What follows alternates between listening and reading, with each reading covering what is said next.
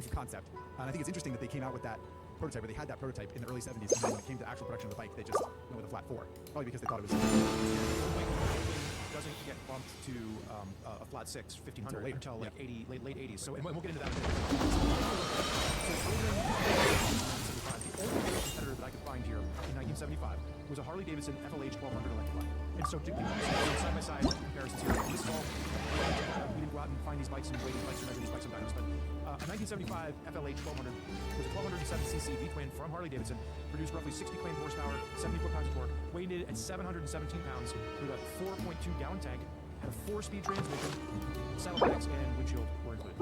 Right now, Goldwing, as Zach said, 999 cc's, flat 4, 78 horsepower, so almost 20 horsepower more than Harley, 61 foot-pounds of torque, 602 pounds, and I believe both of this is dry weight, so neither one, so 717, so it's about 100 pounds lighter. Yep. Held 5 gallons of gas with a 5-speed transmission. Saddlebags were not included. So, interesting comparison, and also a fair to point out that, well, as we said before, the Goldwing was not a touring bike when it came out. So other machines in the motorcycle world then were sort of like your airhead BMW range, sort of 750cc air-cooled flat wings. British bikes still lingering in the market, right? Your North Commandos, your Commandos, and other Japanese manufacturers engines as well. But it was a weird time at that time because it seems like totally didn't really fit in to a specific this is like, look at what we can do. I think it's fair to move on in our little timeline here, to say almost immediately they started being used for touring, right? People just sort of got out of touring. It just compare them. Last question for you, like, so I know that you obviously it's like, you know, Harley Davidson's like your touring bike here in America, but if you're looking at like a BMW, like a 75 BMW R90/60, they were very similar in the fact that like, you had to add like a fairing and bags to them, right? Did they come? Do you know? I don't have to look up when the first RT was, but not that early, I don't think. I don't know if my dad is disowning me secretly listening to this podcast right now.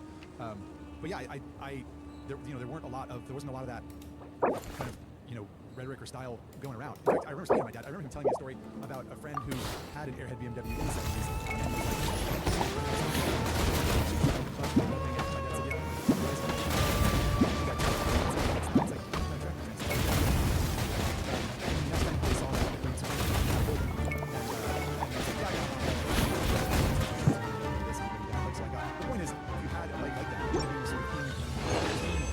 was cross-shopping, you know? People were interested in that kind of bike, whereas now, BMW... Looks like 1977 R100 RT. That was the first RT? Yeah, about 7 horsepower, about 56 foot-pounds of torque. Right, and 180 cc. So that's, you have to think that has something to do with either culturally motorcycling using that way, or straight-up Goldwing influence, you know? Four-cylinder engine comes out and people immediately start putting, or you know, soon after, big wind jammer fairings on the large fairings to cut through the wind and created this bike that was really good at touring. And it doesn't, not that surprising, soon after the BMW was like, hey, we're gonna put a big fairing on our bike. Can we just pause? I want to pause for a second to just, you know, for those of you listening that might not know this, it wasn't until that in America we had the National Interstate Highway Act, right? So like big cross-country highways, the way that we have them today, it wasn't even established as something that was possible until the mid-50s. So these highways weren't really built and developed until we got into the 60s and 70s. And by the 70s, you now had these linking highways across the United States. I'm sorry, I'm getting all flustered here. Like prior to this, it was just little 2-lane roads, and a lot of the roads were still dirt and unpaved. So we don't get into the idea of like, let's hop on a freeway and just blast across the country until we're looking at, you know, the mid-50s in America. You know, so that it just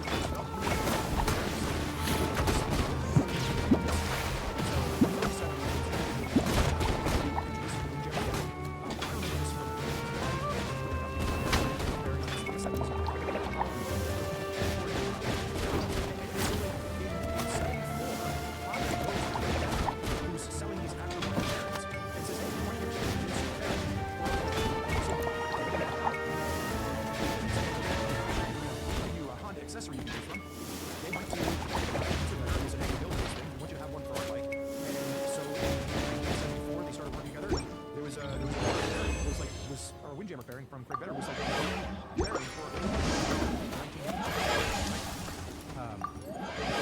think about that today in modern standpoint, right? Like you don't go out and buy an aftermarket aftermarket fairing for your motorcycle, presumably you get the one that comes on from the manufacturer. It's just a replica of that or whatever. Yeah.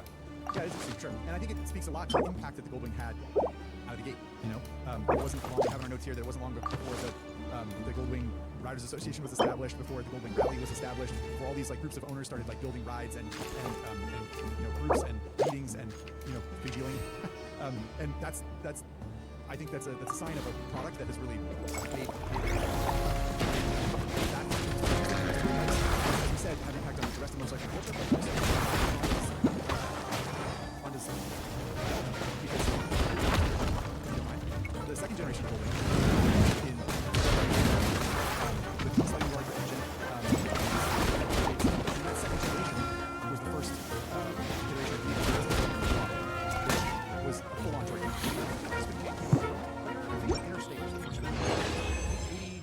I think 1980 was the GL 1100 Interstate. Okay. And I think the Aspencade was like another like version of that, but the Interstate was the one that I remember, where you had the factory fairings, the windshield, the saddlebag, the top box, all as like a standard kind of feature set, and then it got bumped in displacement to I think 1085 cc's. Right.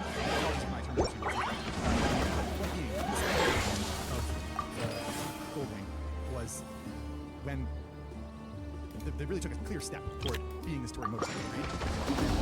And the bike continued to grow also. I mean, you pointed out what was the weight of the, I think it was 600 and something pounds. 610 pounds, roughly, for the first gen.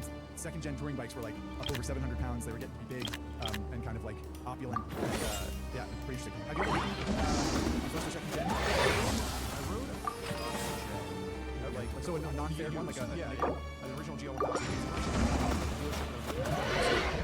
service, and I got this mechanic who was about how hard he was working on him, and he was the only person that knew how to work on him, because this would have been like 2012 or something like that, so well after it was already 40, 30, 35 years old. But I do think, whether you're looking at the first generation or the later generation, I think really, when we're talking about this era of the mid to late 70s touring motorcycles, I think the thing that Honda really changed here was the reliability, right? And the idea that you can go out and you can tour a motorcycle, you go across the country and back, and it's gonna stick with you. It's not gonna leave you on the side of the road. And I remember when we had Peter Egan onto the podcast, we talked about one of his anecdotes, and I believe it was actually the first story that he published for Cycle World magazine. He was planning a trip with his wife on Northern Commando, and he went into his local shop and he said, what do I do to get this tour?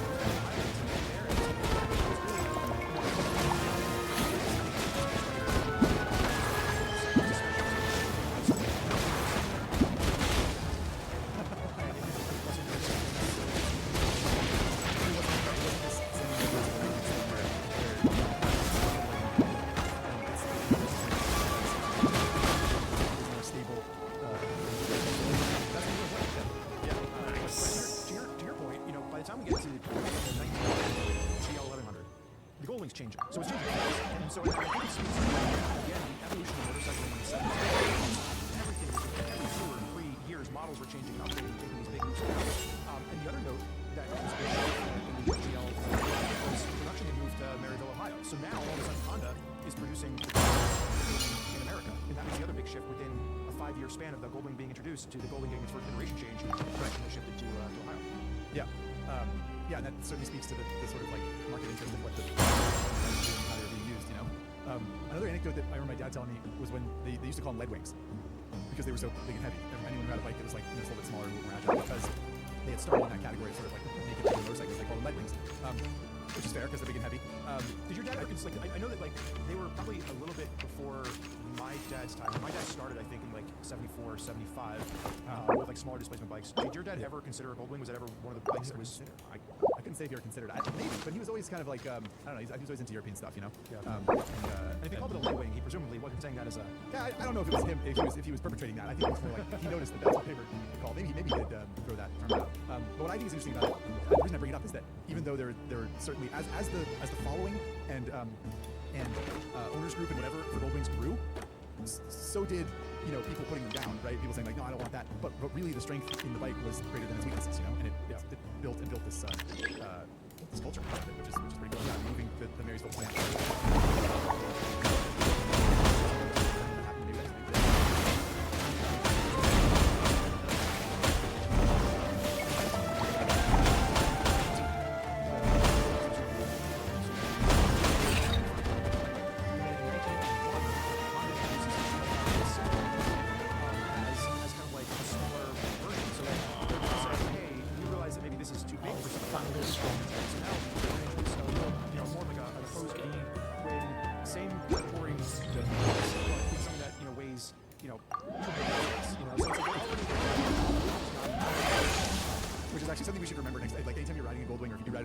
or your grandfather rides a Goldwing, your uncle, or your aunt, or whoever, and they're like, you know, that bike's too big, you should get something smaller. Feel free to fire back with, yeah, you should get it.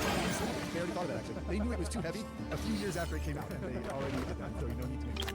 Well, I'd like to move on to the third gen, which in my, I don't give me notes on third gen. It grew to the GL 1200, and the engine went up to 1,182 cc's, still a flat four. The only thing little interesting factoid about this gen that I thought was interesting. But what's your factoid? I learned that the name of the GL 1200 was discontinued. Yeah, so this is arguably when the Goldwing leaned in to touring. It's a big bike. It's not that thing that we came out with within 10 years ago. So yeah, I don't think, for those of you out there shopping around, there's nothing that's going to really be notable about a GL 1200 over a GL 1100 in my opinion, except for from 1975. By 1985, Goldwing naked version is gone. It is now only a large touring machine. Right. And then by 1988, this is where we usher in the GL 1500. And Zach, what's the biggest, most notable change of the GL 1500? Well, as we mentioned it once before, this has got to be a flat six, right? So this is when it goes from a flat four to a flat six, or as I like to call it, a Volkswagen Beetle engine to a Porsche 911 engine. And you got to say, that's a pretty big upgrade. This is now, sorry, when I say that, the Volkswagen Beetle is flat four, and the Porsche 911 has a flat six.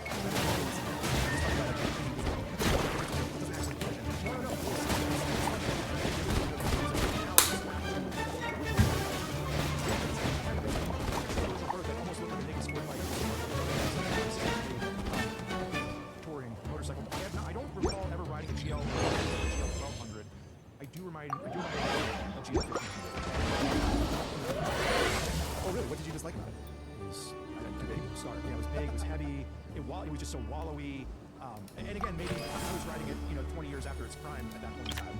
So I'm sure that it was a service upgrade. But you get so many, GL 1500s traded in on like new gen, future gen Goldwing. So like, it was just one of those GL 1500 or something.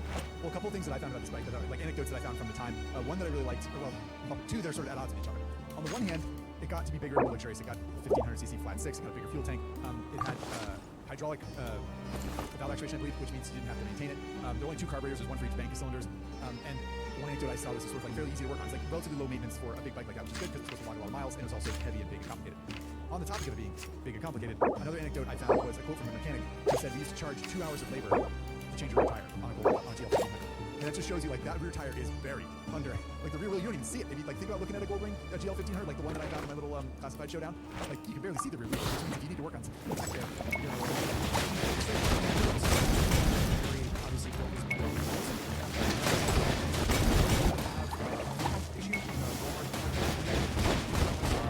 it did, yeah.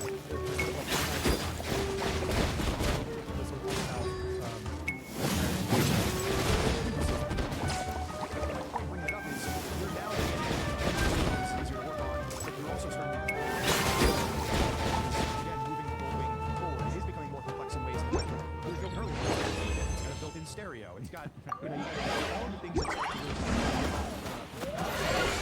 and watch that episode. Areas rebuilding an electronic petcock or bypassing an electronic petcock. And how much crap did you have to take off to like reach in and get it and find it? And like, because these bikes are covered now. It's not a naked bike. It is a facade. As anyone who's ever taken a fairing off a motorcycle or a piece of plastic knows, when you pull that off, it's like, oh, there's a lot. It can be kind of hornet's nest under there.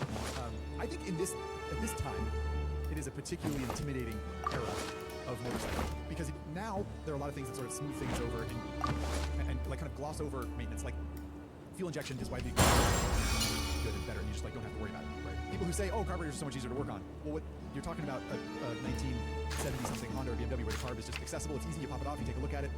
What you're not talking about is two carburetors that are buried under loads of purple bodywork. That each carb serves a bank of 3 cylinders, which has an automatic diaphragm petcock system. Like it's sort of between the simplicity of carburation and internal combustion technology that we like to romanticize in our mind, and the modern era of technology, which you feel like people don't have to worry about. And it's in this era when things were modern enough that they were getting sophisticated, but still old enough that they were complex and like you had to deal with it. Which is put a picture up right now. So we have our lovely editor Matt. If you put a picture up of a 1988 Honda Goldwing GL 1500, and I want the audience, if you're driving, play along with it at home and safe.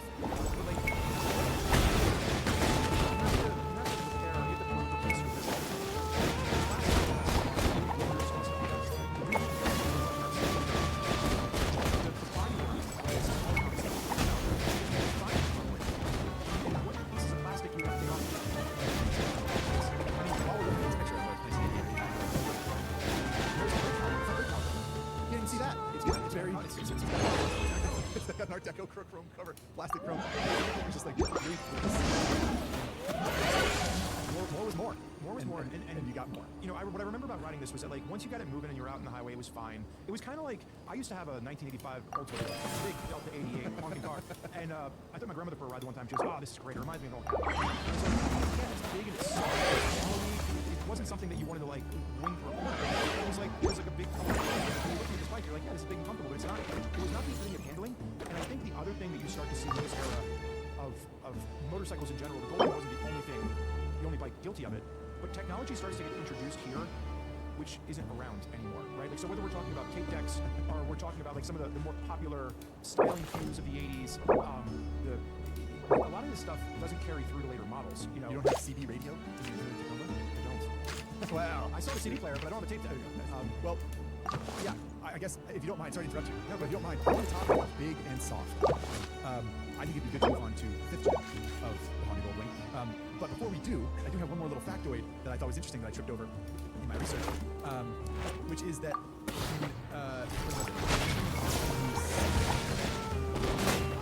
sometime during the run, 1998 to 2000, the large project of the they moved to the United States for 3 years. So study the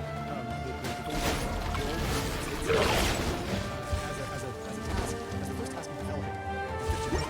So John moved here to learn the language, learn the culture of motorcycling, learn what a Goldwing meant, in preparation for the 2001 Goldwing to come out. And you mentioned this earlier, Spurge, this was sort of the beginning of the modern era, if you will, I think, of Goldwing. It makes you wonder, and I know that we didn't, I mentioned at the beginning of this episode that I really like these icon episodes because it allows us to kind of dive into some of the research and history, and that's fun for me, especially. One of the things I really like is how many of the 1,000 Goldwings, how many were sold in the United States versus how many were sold outside? Because, like, this has to be a United States model, right? Like, I mean, from a sales standpoint. Yeah, and you talked about moving to Ohio, build Goldwings, and it reminds me of an anecdote from years ago reading car magazines, where they did like an American Iron pickup truck challenge or something like that. You know, it was a big test of pickup trucks. It was Ford F-150 versus Chevy Silverado 1500 versus whatever, and they called it American trucks or American Iron or whatever. It was road track car or something. And in this test they had a Toyota Tundra, I think. You know, and someone wrote in and said, you can't have an American Iron pickup truck showdown with a Toyota. Like, you guys are nuts. And the response that the editor published was, it's a pickup truck, and it is made in Indiana. Yeah, and that, I mean, that truly, like, if you think about it, and was it designed in Japan, and does it have Japanese influence? Undoubtedly. But, like, come on. Like, a Toyota Tundra is just about as American a pickup truck as any of them, you know? Yeah. And or it was at the time this was published. And so it does, you know, Honda is obviously very much a Japanese company, and I don't mean to suggest that the Goldwing is an American product, but it's a product for America. And I don't know the answer to your question of how many were sold in the United States, but it's got to be almost all, right? I would imagine the majority of Goldwings have Good bike for getting across Australia, I reckon. If you want to go Sydney to Perth, and you want to be comfortable, you might as well get on. Okay, so the GL1800. GL18. This was the first Goldwing that I ever rode. It was a GL1800. Same, I think. Same. Was it? Okay. Yeah, it's our generation, because this was produced from 2001 to 2017. Yeah.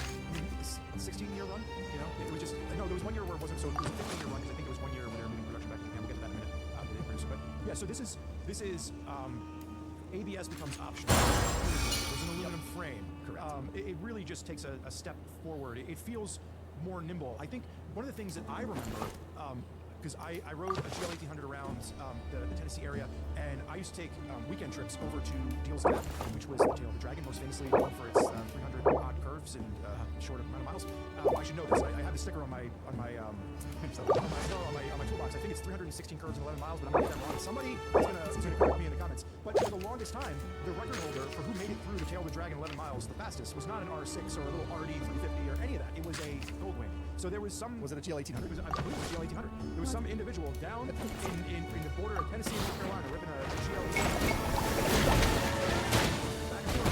I bet it had a little. Can you imagine showing up on like R6?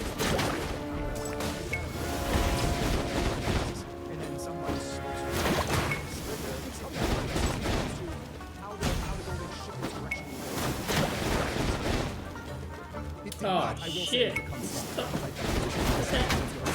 Large and soft. And as the Goldwing's trajectory has up to 50 years, the GL1800 is key. We're talking about the next gen later, but this is like, it has the most storage, it has the widest, plushest seats. That's a I don't know. That's a big 132cc flat six. In my research, I found an owner quote who was talking about the size of the bike and weighed it with him on it. He looked in the picture. He looked like a fairly normal sized fella, you know, corn-fed American, but not ridiculous. And he said, with me on the bike, it weighed 1,150 pounds. So almost 1,200 pounds with him on the bike. That's a lot of, like, more than half a ton rolling down the road. This, I think, like I said, this is Goldwing's peak big. It's interesting because now, you know, as the years go by with the GL 1800, so introduced in 2001, as you get into like the mid 2000s to the late 2000s, like 2005 through 2010, it starts to, you know, first Goldwing, first motorcycle to introduce an airbag, right? And I don't think that's around. Actually, I wanted to talk about that because I think it might be the last motorcycle to ever introduce an airbag. Right? Are there any others? Has anyone ever bothered? Not that I'm aware of. But I remember the promotional photos from Honda at the time were like, it was like a ride test dummy holding on to the handlebars and just this giant bag. So I don't think the motorcycle airbag ever came on, but the Goldwing was the first to introduce it. It was. Yes. You know, it started incorporating like in-dash GPS, and it started incorporating satellite radio and 6-speed CD changers, all this technology. And again, technology where, you know, if we're talking about the 80s, tape decks didn't carry through. You no longer have, you know, we're no longer getting CD players in Goldwings. And like Goldwing ushered in, you know, top of the line technology and innovation, and as that innovation or as that technology became outdated, it's kind of little marks in time on the tree mark, if you will, or the rate of the tree, as it wasn't valid any longer. Right. Well, so you said this was the first Goldwing you ever rode, you thought? Was this the G1? I don't remember the year, but the GL 1800 was the first Goldwing I ever rode. And what was that like, Spurge? I assume you went... I think this was the one where, this was kind of like where I measured, and to be fair... You borrowed from the dealership to go on a date. Why the daycare? Just tell us. Did not go well. They went too well. They were like, they want to commit. After you bring a GL 1800 home, they want to commit, and so it's you do not put a significant other on a Goldwing unless you're ready to make a true and honest person out of them. No, I think it was incredibly smooth, fast.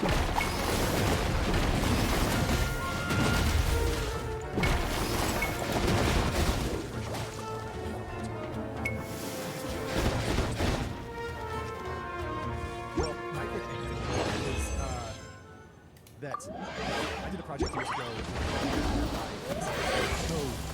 dirt bikes behind touring bikes and go on a motorcycle adventure. And it was a video, right? Not too episode back when. I had a Goldwing, and we hooked up a trailer to it, like $150 Harbor Freight trailer, and I put a Honda, I was gonna say CRF 250X on the back of the trailer. And I towed that sucker out across the Southwest, and we went on a dirt bike ride and took the bikes home. My Goldwing anecdote here is, at one point, I felt comfortable enough while towing a trailer down the highway to set the cruise control and sit in the passenger seat of the Goldwing and just let it cruise along. Now, professional rider closed course, do not attempt. Kids, I only say this. Listening to this, do not do as we say. Correct. Or as we do. If you want stability in a touring bike, the Goldwing GL 1800 was phenomenal. I mean, like, it would practically ride down the road by itself. And I mean, I honestly barely noticed the trailer. Like, we rode along 2-lane roads, we rode down the freeway. The only time I've noticed the trailer is if I pulled into like a gas station, there was a big bump, and you go like through the little divot, you know, the sort of like drainage divot where parking lot meets the road, and the trailer would go through, and it would sort of like feel the trailer's load. But in large part, didn't even notice I was towing another motorcycle. And like, phenomenal, just amount of torque and power and you know, weight to throw around. I think another thing, and I'm sure that this happens later, but I'm sure like this is where we're converting from bikes to GL 1800 bikes and that was a good trend. You do mention trailers, so the GL 1800 is really its size. I don't think we'll talk about the next generation in the most trunk capacity, most saddlebag capacity, and if it wasn't enough, you could get the trike, you could get the trailer behind it. Exactly. Color match. Exactly. Yeah. I mean, this is another moment. I don't know if I'm interrupting, Spurge. This is another moment in the Goldwing's history, I think, where there were so many jokes. I don't even know how many jokes were thrown around about how big a GL 1800 was, about how bad it was at the back, how like airbag resembled whatever. It doesn't matter. There were so many jokes, and yet the legend grew. Right? They still sold. People still rode. The Goldwing. Every time someone comments with a picture of themselves and their Goldwing and said like, I had one, I loved it, it was such a great bike, or whatever. And I just think it's great. I love that dichotomy, that maybe no motorcycle has received as much hate over the years as a Goldwing, like no single motorcycle. And yet, no model is arguably more legendary. Like it's such a popular. Every time somebody rides one, but more often than not. So one of the things that we failed to mention, and I think it bears kind of a pause for, is as we look at like the GL 1500. One of the things that happened with the GL 1500 was other bikes started popping off the platform. So we talked about Naked Goldwing going away. With the GL 1500, this sort of it really brought the Valkyrie out, right? So the Valkyrie was like a big cruiser with the Goldwing platform. And then when you get into the GL 1800, we've talked about it in our what did we talk for the Valkyrie? It was that what the ones about? No. It was the episode we did where we called them. So trying to say what blunders? No, was it blunders or was it like might have been blunders or it was? That was video 100 and some episodes. Everybody, you're sort of like, when did we talk about the producer Chase? I know that you see producer Chase typing right now. It was the I literally don't know what you're talking about. Oh, we did an episode where it was ugliest bikes ever or something.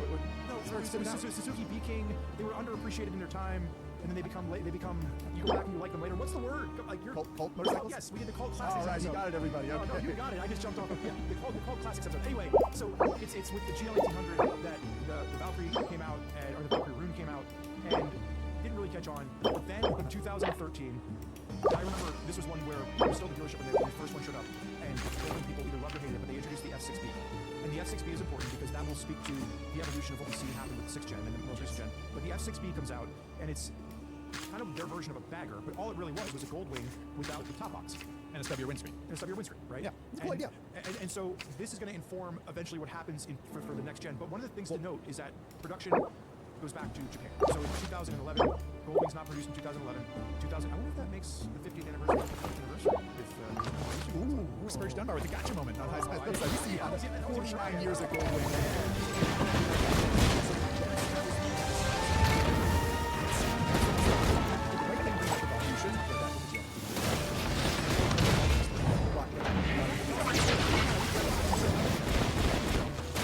Show the clip of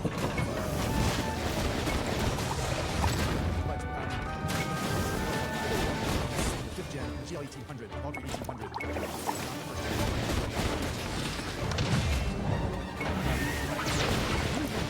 Because what I personally find with motorcycles is an interesting version of a motorcycle is whatever the one is that is the smallest, the most distilled, raw. So think KTM has a 1390 Super Adventure, this and that. But for me, when I ride a 1390 Super Duke is when I'm sort of like, this is it. Same thing, you ride a Yamaha Tracer 9, cool. Touring bike, 3-cylinder engine, lovely. When you ride an MT09, you're like, this is like the raw distillation of the engine. So that's what the Valkyrie is to the Gold, in my mind. It's still huge, mind you, but it is it's a distillation of that flat 6 engine, and it's a ride because it has like 100 and something foot-pounds of torque, like just above idle. It'll like just like smoke the tire for no reason. It was hilarious, awesome. I think it's a great point. I think we talked about like original horsepower and torque claims with the first generation Goldwing, and I don't think we've gotten into the horsepower and torque claims, but it's like just a tractor amount of torque. Like the flat 6 is just incredible, and it is.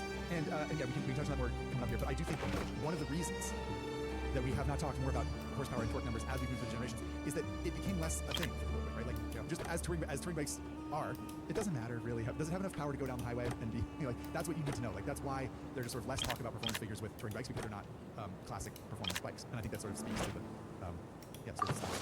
Okay, Spurge, should we we got one more generation to talk about, but yes, first let's get a word from our sponsor, and then we're going to come back and jump into the 6th generation of Goldwing, and then get into some modern day comparisons. Okay, so here.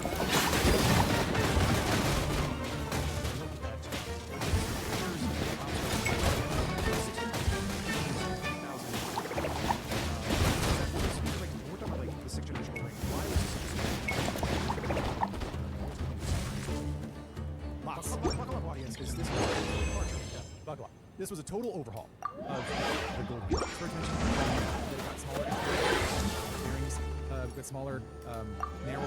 The saddlebags got smaller both in capacity and in width. It's just sort of more svelte and sleeker. The engine was completely redesigned, different bore, different stroke, almost exactly the same displacement, 1833 cc's, but it got a smaller bore and a longer stroke, which, don't worry about if you don't know what that means. Basically, they were able to make the engine shorter, front to back, more compact. It was offered with a dual clutch transmission, or DCT, meaning it had that 7-speed automatic that we referenced earlier in the episode. It had ride modes. It had perhaps one of my favorite features is the whole front end was redesigned. It has a Hasek style double wishbone wacky front end, which we'll show a diagram of on screen if you're watching, but it looks nothing like a classic telescopic fork. It's got a whole bunch of electronic upgrades. It really was a complete overhaul of the Goldwing. Aura and Charisma and Lightning Smile.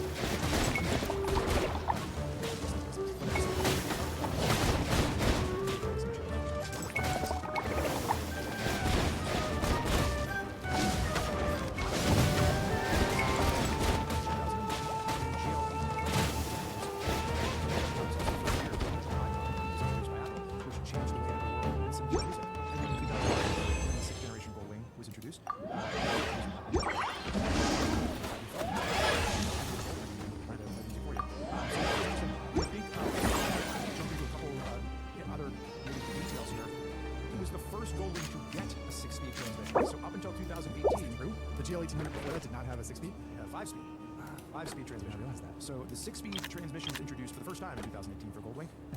Now the outgoing 5-speed, the 5th gear was an overdrive gear, and some people said you didn't get it, some people said you did get it, but first time to get a 6-speed transmission was in 2018. The other thing and a 7-speed automatic. Or every speed at the same time. The other thing we noticed too was back in 2013 we had mentioned we filled up F6B and really what that would foreshadow. So now as we look at the 6th generation current standard, which was no trunk, which kind of looked like what it has. You get the floor model, which is what you think of when you think of Goldwing, has a backrest in the trunk and all that jazz.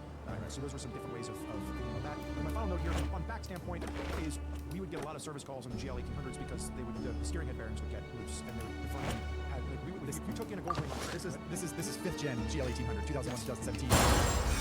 Dealership you get service calls for that. Okay. Yeah, one of the main issues the steering head bearings just get loose, so they get worn out. The front end was such a big heavy bike, and just under a lot of pressure. Yeah. So to address that, Zach was talking about the double wishbone front end suspension, and I think that was a notable change because it was a completely different front end to this. The wheel went up and down; it didn't compress in a telescopic fork anymore, and it solved those issues of loose steering bearings. And well, that's a good call out. It strengthens the bike in a place that needs to be stronger. For something like Goldwing, which is such a big heavy bike.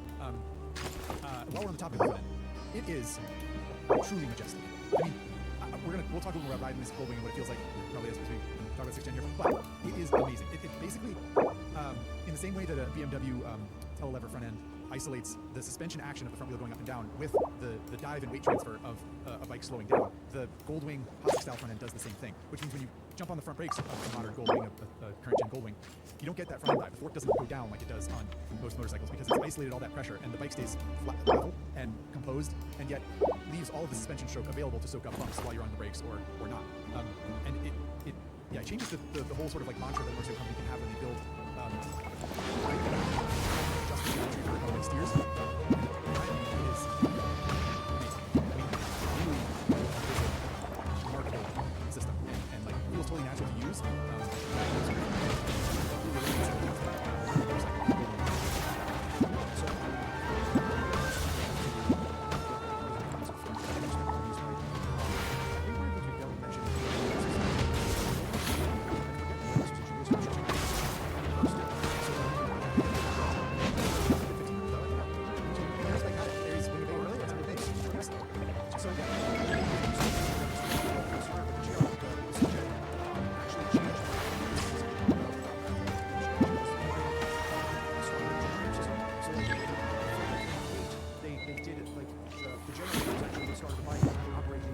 What the fuck? The manual version where it's the walking board, you could walk forward, you could walk it back. But my point is, they make it smaller and lighter and sporty and more compact. And they said, this is what the audience wants. And they said, well, this new engine gets better fuel mileage, so that 20% more efficient is what they said. 20% more efficient. So because it's getting better fuel mileage, we can cut the capacity of fuel that has to carry down, which will cut down on weight. And Zach, you rode 6 tanks of gas in a 6-tank of gas article for a Honda Goldwing second look review that you published on Common Tread. And to your experience, what were some of the wins and what were some of the losses in riding the newest gen Goldwing? Yeah. Well, to your point, I read your article right before this podcast, so if you forget, I'd be happy to remind you of some of your pros and cons. Well, a couple things. One, yes, decreased fuel capacity was immediately a complaint from the Goldwing faithful and anyone who really appreciates what the bike is, because if you ride this bike at 75 or 80 miles an hour, it's still a big lump of mass to push through the air, and I averaged less than 40 miles per gallon, I think, on my 1,000-mile trip, and that means I had stopped before 200 miles. And this is the catch-22 of a touring motorcycle, is that if you run out of gas, or if you need to get gas, excuse me, before you're uncomfortable, well then the gas tank isn't big enough. And if you get uncomfortable and need to pull over when you still have gas in the tank, well then the bike's not comfortable enough. There's really no winning that situation in my mind. A lot of people would say 150 miles, I'm ready to stop anyway. Some people would say, no, I want to go, Goldwing riders do iron butt rallies and stuff. They've added extra fuel cells to Goldwing so they can go 500 miles without stopping for gas. But those are masochists. Within the bounds of reason, it is tricky to dial that in. But what I found was has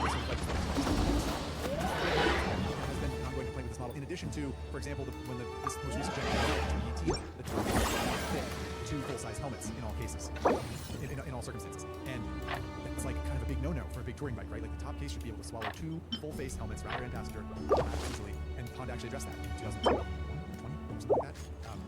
Made the top trunk a little bit bigger just so that it would take 2 full-size helmets. So the updates have not been without some tribulations, I guess, right?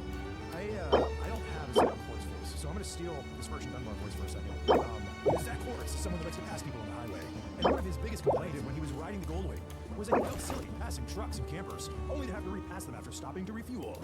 And one of your biggest complaints is ours, and it's interesting, right? Because we all hate doing that, don't you? Don't you hate like buzzing along on your motorcycle at 75 miles an hour and you pass the semi-truck hauling lumber going 60? The minivan, and then you pull over and you fill up your bike and you pass them again because you're like, you feel like a dope. Yeah, I'm having to pass the same people. So you were averaging 38 miles per gallon, and you were getting roughly you were saying around 190 miles you were stopping for gas. So the fuel range was an issue for you as you were touring.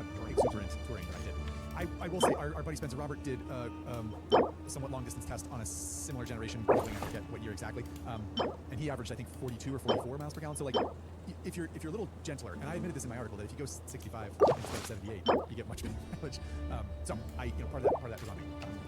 But in general though, it is just a phenomenal piece of engineering. I think along with like maybe the BMW K1600, we'll talk about in a second here, or BMW R1300, R1250, R1200 GS. The Goldwing sits with a very, very, very limited number of bikes that just feel incredibly agile and precise and easy to use, considering how flippin' huge they are. Yeah, when you're looking at how big some of these bikes are. This is not a CBR 600, right? Like this is a big pocket motorcycle. And every time you look at any review for any era of Goldwing, everyone always says they handle great. GL1200, GL1500, GL1800, everyone says, oh, you get going 10, 15, 20 miles an hour, the just melt away, it just melts away. It doesn't feel like you're riding such a big bike. And I feel guilty or self-conscious in this era of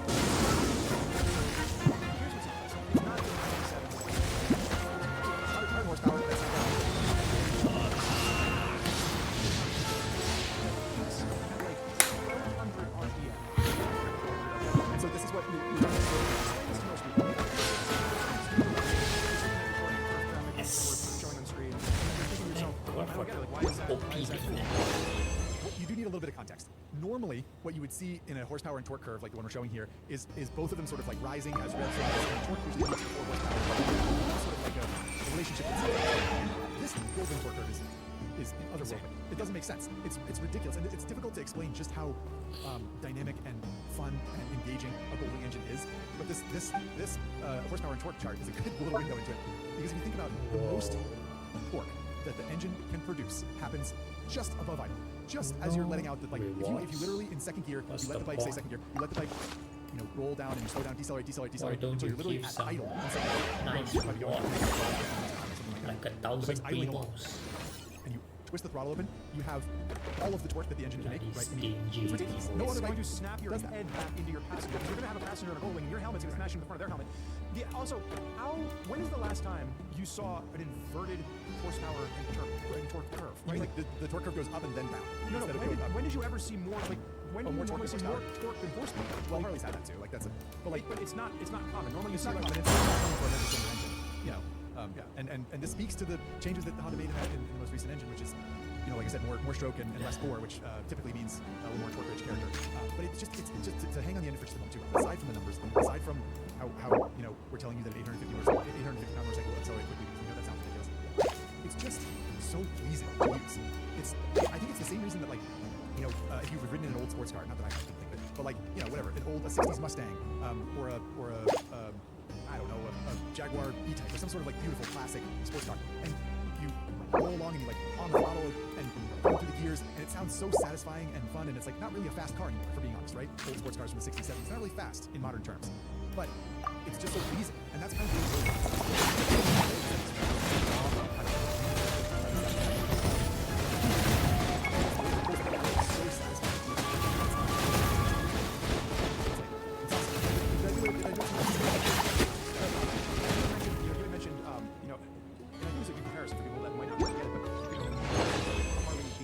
which prioritizes torque over horsepower. I found an article on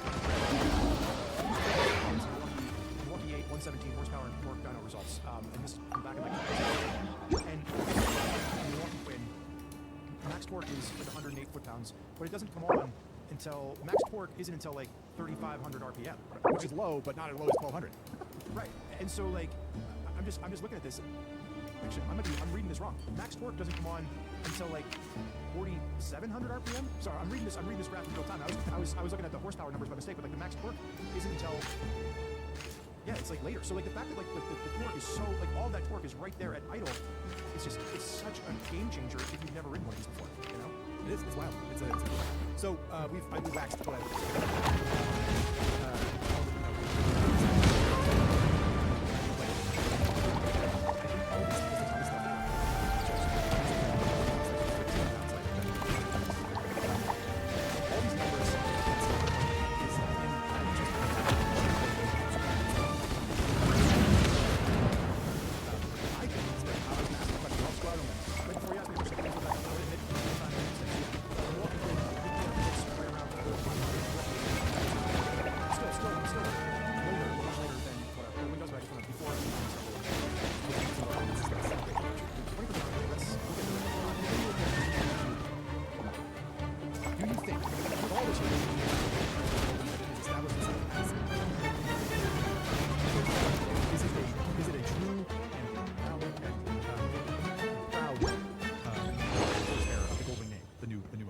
new front end. It's small. I know that there's probably GL 1800 one generation saying, no, they made it too small, they changed things I don't like about it. But it's the same way, if in 2001, you rode a GL 1500 back to back with a brand spanking new GL 1800, you were like, holy hell, this new bike is unbelievable. And it can't get any better. And then you fast forward to 2018, with the 6 GL. Yeah, it was.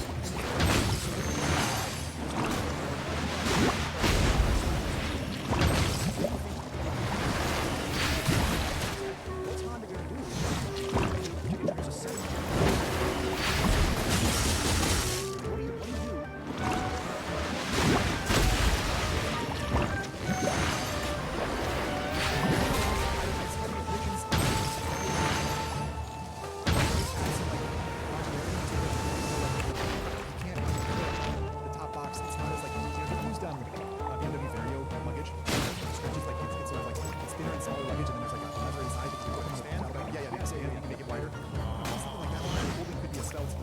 Slightly smaller version of itself in this context.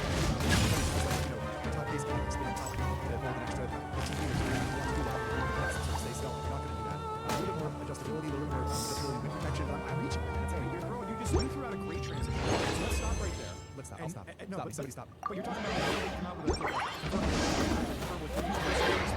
bigger and bulkier, right? And as we are recording this, Justin Wood, our just got back from riding Honda's new NT1100, which is, I mean, arguably it could be a replacement for an ST1300, which is kind of like a smaller Goldwing V4 that went away, or the Silver Wing of the 80s. It is a parallel twin powered, smaller touring bike, right? And the real story here is that it's only available.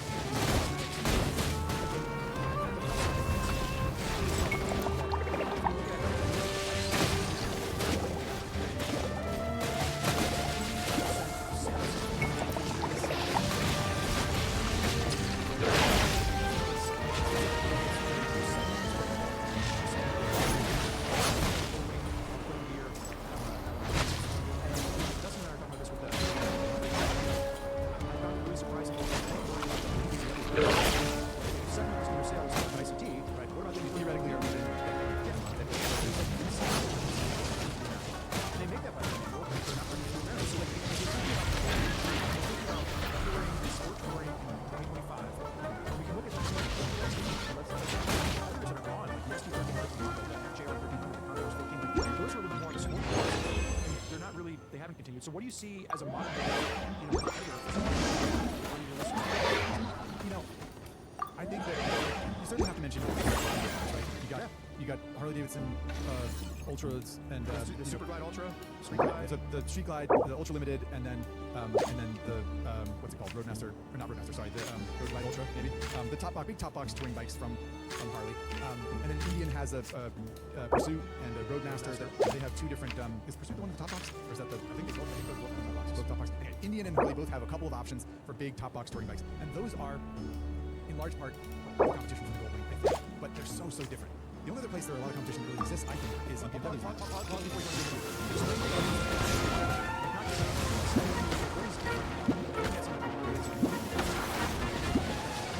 So we talked a little bit about the engine.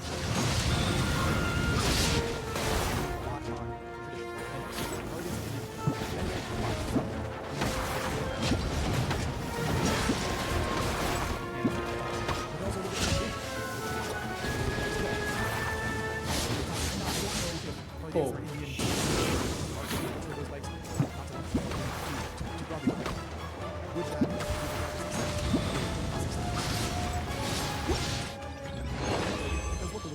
The Goldwing, Honda, Nice. if nothing else, is known for sort of blowing up its own ideas. And the Goldwing is just a lot more kind of like fluid as a product, I think. And that has led to much